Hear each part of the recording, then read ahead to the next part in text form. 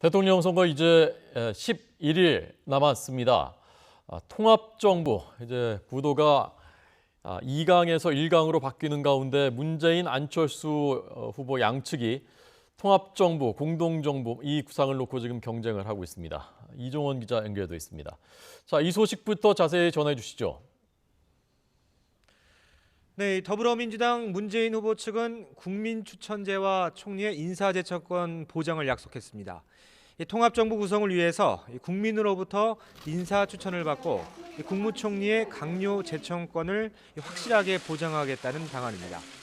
또 상생과 협치에 대한 국민적 열망을 담아내기 위해서 각계각층의 시민이 참여하는 국민 대토론회를 개최하겠다며 국민의당과의 정책 연대는 물론 통합도 열어놓고 있다는 뜻을 거듭 강조했습니다.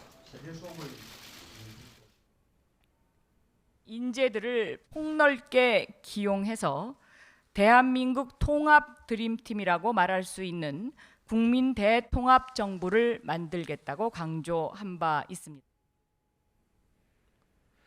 네, 어제 문 후보가 직접 나서서 이 비영남권 총리 방침을 밝힌 데 이은 발표로 앞서 열린 국민의당 안철수 후보의 개혁 공동정부 발표를 겨냥한 행보입니다. 앞서 안 후보는 오늘 오전 직접 당사를 찾아 대통령의 총리와 장관 임명권을 내려놓고 국회가 추천하는 책임 총리를 중심으로 국정을 운영하는 개혁 공동정부를 만들겠다고 약속했습니다. 책임 총리가 추천한 책임 장관이 내각을 운영하고 정당 간 상설협의체를 만들어 국정 과제도 공동으로 설정하며 청와대 민정수석실 폐지도 공약했습니다. 또 김종인 전 민주당 비대위대표에게 개혁 공동정부 준비위원장을 맡아달라고 공개적으로 요청했는데요.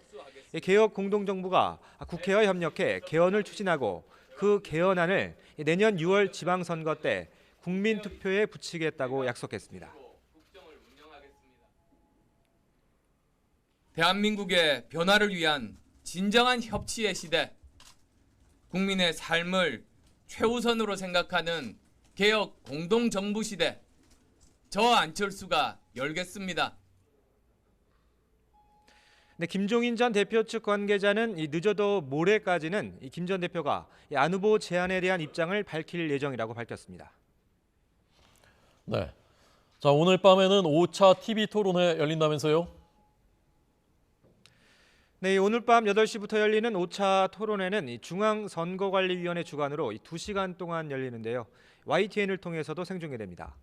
일단 경제 분야가 토론 주제로 잡혀 있긴 하지만 문 후보와 안 후보의 통합정부 주도권 싸움이 본격화하면서 지지층 결집은 물론 중도 보수층 표심 잡기가 치열하게 펼쳐질 전망입니다. 또 다른 후보들도 문 후보와 안 후보의 통합 행보에 대해 촉각을 곤두세우고 있는데요. 자유한국당 홍준표 후보는 국무총리로 충청과 영남권 인사를 계획하고 있다며 법무부 장관은 호남 인사를 안치겠다고 밝혔습니다. 김종인 전 대표의 회동설에는 미련이 없다면서 안철수 후보와 손을 잡는다면 본래 자리로 돌아간 것일 뿐이라며 확대 해석엔 선을 그었습니다.